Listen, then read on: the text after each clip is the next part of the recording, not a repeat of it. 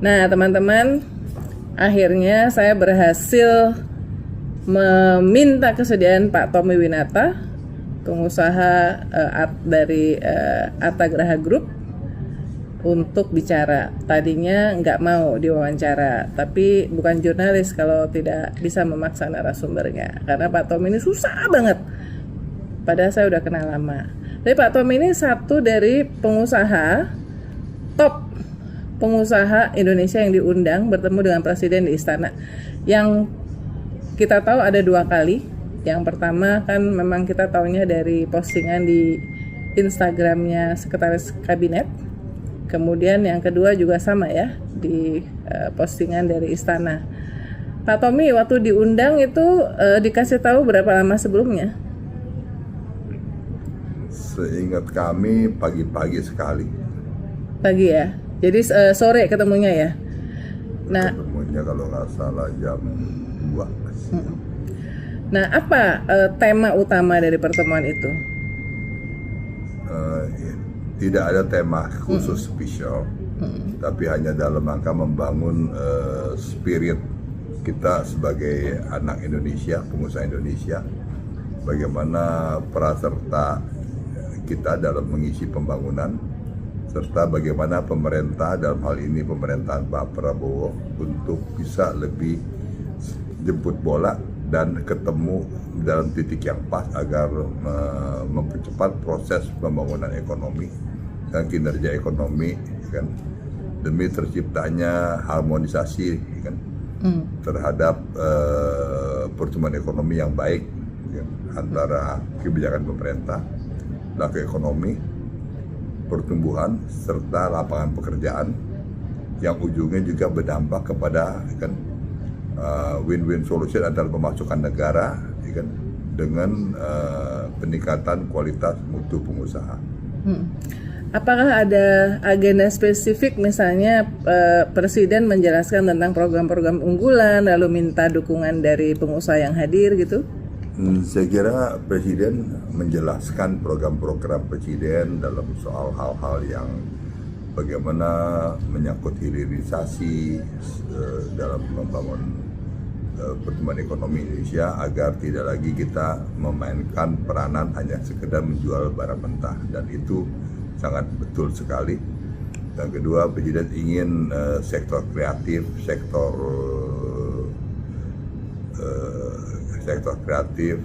keunggulan daerah, keunggulan asli Indonesia, serta Presiden mengharapkan juga adanya pertumbuhan sumber daya manusia yang baik dengan program-program ketahanan pangan, agar masyarakat Indonesia mendapatkan harga pangan yang baik dengan kualitas mutu pangan yang baik.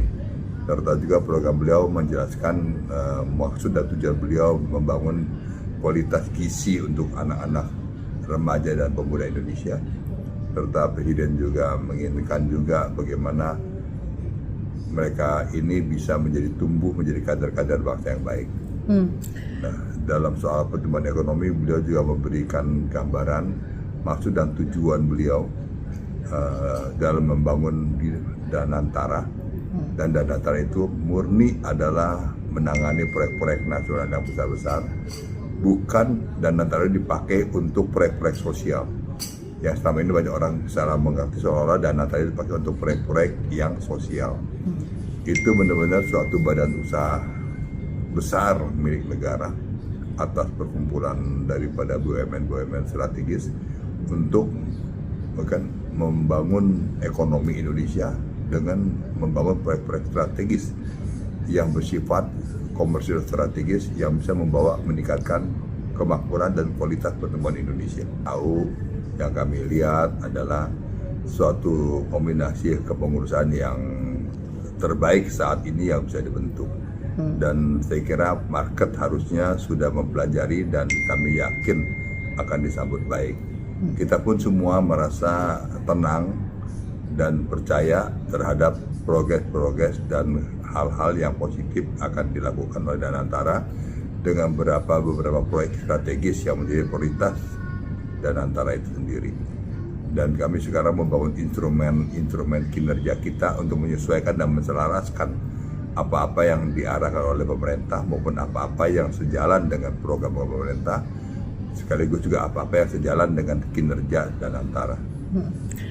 Pak Tommy, situasi bisnis kalau menurut Pak Tommy sekarang seperti apa? Dan apa yang harusnya dilakukan oleh pemerintah untuk mencapai pertumbuhan 8%? Ya, saya kira situasi bisnis setiap kali kan namanya setiap era, setiap masa, setiap saat ada musim. Saat ini adalah saat konsolidasi untuk kita maju lebih besar lagi, lebih cepat lagi, dan melangkah lebih tepat lagi. Dan saya optimis kok, kami sendiri tetap tidak menahan pertumbuhan-pertumbuhan yang kita rencanakan, dan kita tetap berjalan dengan percaya bahwa apa yang dicanangkan oleh pemerintah dan apa yang kita canangkan itu akan menjadi suatu target buah prestasi yang baik. Kalaupun masih banyak kawan-kawan bisnis yang masih membaca-baca, saya melihat dalam sejak pertemuan peluncuran Danantara dan pertemuan yang terakhir, perubahan-perubahan yang luar biasa dari teman-teman pengusaha yang saya kenal yang nyampe ke kuping kami, baik dalam maupun luar negeri, yang sempat jumpa dan komunikasi kami, sudah mulai terbangun suatu kesan yang jauh lebih positif lagi. Dan ternyata sudah banyak orang lebih mengerti lagi apa sih sebenarnya menjadi tujuan presiden kita, kan, Presiden Bapak Prabowo Subianto dalam rangka menjabarkan kinerja kerja yang beliau dengungkan dan beliau sampaikan. Saya kira tahapan-tahapan itu sudah pada saat-saat yang membuahkan suatu tahapan-tahapan positif untuk secara teratur langkah kemajuan akan berjalan lebih baik lagi. Pak Tommy, pertumbuhan ekonomi itu kan selama ini driven by consumption ya. Jadi yang sulit buat Indonesia selama ini adalah mengundang investasi ya. Kenapa itu? Apa saran Pak Tommy? Saya kira kesulitan mengundang investasi itu dan investor itu juga bukan satu kesulitan hanya ada di Indonesia saja. Tapi kita harus juga bangga bahwa Indonesia masih menjadi negara utama tujuan investasi, khususnya dari negara-negara sahabat. Dari mulai opportunity yang ada, kecepatan yang ada, serta dari mulai semakin banyaknya penyederhanaan birokrasi dan semakin banyaknya sikap para pembantu presiden dari tingkat pusat sampai ke bawah untuk melakukan tindakan jemput bola. Sebagai contoh, dalam waktu 1 bulan terakhir ini aja, beberapa kepala daerah dan biro dan beberapa pembantu presiden itu justru jemput bola kepada kami maupun teman-teman kami yang pelaku usaha. Jadi saya kira ini suatu gejala tahapan strategis yang sangat positif sekali. Mereka sudah mulai, wah, zaman sekarang udah pelayanan sudah jemput bola ya, bukan nunggu lagi. Itulah kira-kira salah satu gejala. Saya kira pengusaha itu kan perlu kenyamanan. Approach keamanan kepada pengusaha itu sudah bukan lagi menjadi suatu hal yang menjadi patokan, tapi pengusaha sudah masuk kepada tahap kenyamanan. Dan tingkat menuju berusaha dengan nyaman itu sudah mulai diciptakan oleh kepastian-kepastian yang dilakukan oleh pemerintah, dan tingkat kepercayaan para pelaku ekonomi kepada pemerintah, khususnya Presiden Prabowo, sekarang ini semakin tinggi secara signifikan. Di pertemuan yang kedua, Ray Dalio apakah percaya terhadap Danantara? Dia memang ada di struktur Dewan Penasihat ya? Saya kira beliau sangat optimis. Waktu itu kami belum tahu beliau akan duduk di mana. Tapi waktu itu beliau sudah menyampaikan suatu optimistik dan kita semua sama seirama bahwa dengan keberadaan Danantara itu akan menjadi salah satu gerbong loko ekonomi bagi gerakan kemajuan ekonomi Indonesia. Oke, 2 pertanyaan terakhir. Ekonom ahli mengatakan sedang terjadi krisis di market confidence yang ditunjukkan antara lain dengan anjloknya sehingga harus dibekukannya sementara indeks harga saham ya, bursa saham Indonesia kemarin. Bagaimana Pak Tommy melihatnya?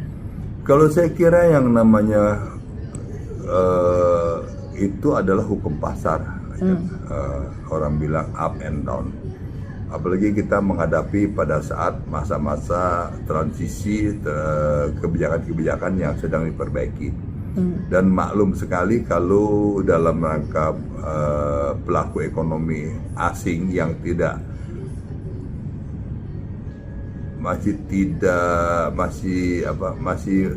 masih suka membaca dari sudut pandang yang tidak balance, membaca dengan tidak balance, dan akhirnya mereka melakukan sementara wait and see. Saya kira hal itu tidak akan lama. Dan kami pengusaha nasional semuanya tidak terlalu khawatir dengan anjlok sementara. Ya, saya kira suatu hukum pasar yang akan terjadi, yang pasti pada saatnya akan kembali lebih baik lagi.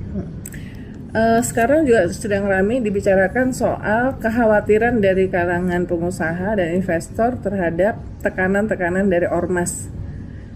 Gimana Pak Tommy? Saya kira ormas itu adalah bagian daripada kehidupan sosial kita. Kalau tekanan-tekanan dari ormas, saya kira mungkin salah satu kejadian kalau kita memetakan Indonesia dari Sabang sampai Merauke, ya, hal itu mungkin lebih menjadi besar serius karena dibesar-besarkan. Ya, saya kira itu menjadi hukum sosial yang terjadi di seluruh dunia. Jangankan di Indonesia, di negara yang jauh lebih maju dari Indonesia, yang ngasih tidak etik saya sebutkan negaranya. Jadi arti kata tujuan saya ingin membicarakan Indonesia itu bagus, tapi dengan membicarakan negara sahabat kurang bagus. Tapi saya berapa kali ke negara-negara sahabat dan negara-negara yang mengklaim dirinya lebih maju dari Indonesia. Hal seperti itu pun juga pernah kami alami dan pernah kawan kami di negara sahabat itu mengalami.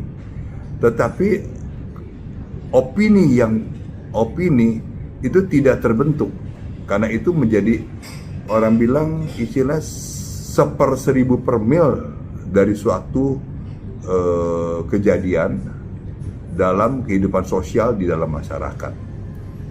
Tapi mungkin karena rating berita-berita itu tinggi, ya itu menjadi berita dagangan yang menarik bagi orang yang mencari rating. Mohon maaf kalau ucapan saya seperti itu, karena saya kira kehidupan sosial yang terjadi di Indonesia dengan orang Indonesia aslinya 280 juta ditambah pendatang 30-40 juta, kejadiannya hanya 5 item dalam seluruh Sabang Merauke, saya kira hal yang sangat normatif ya. Itu aja. Cuman menjadi yang tidak normal adalah berita begituan naik terus gitu, jadi hotline. Ya, saya kira kalau kita sadar itu semua adalah bagian daripada kayak kita kalau jalan kaki, ya kan, 1000 langkah kita jalan, 1.000.000 langkah kita berjalan, sesekali kita kesandung kerikil, itu doang masalahnya bagi saya. Tapi kita kalah sama Vietnam kan, Pak Tommy? Maksudnya kita tidak bisa membandingkan apple to apple. Ya, Indonesia dari Sabang sampai Merauke dengan 17.000 pulau, dengan dinamika suku, bangsa, agama yang begitu toleran dalam nuansa kebinekaan yang tunggal dan ika, dengan nuansa keragaman dengan Pancasilanya, serta dengan suatu toleransi yang berbeda. Jelas tidak bisa dijadikan apple to apple dengan negara lain yang sama. Ya, saya kira Vietnam ada plus, Indonesia juga ada plus-plusnya. Secara jumlah penduduk, plus minus handicap dan kelebihan satu daerah, kita tidak bisa jadikan apple to apple. Kalau mau dibandingkan kan harus apple to apple. Oke. Ya. Terima kasih Pak Tommy. Terima kasih Mbak.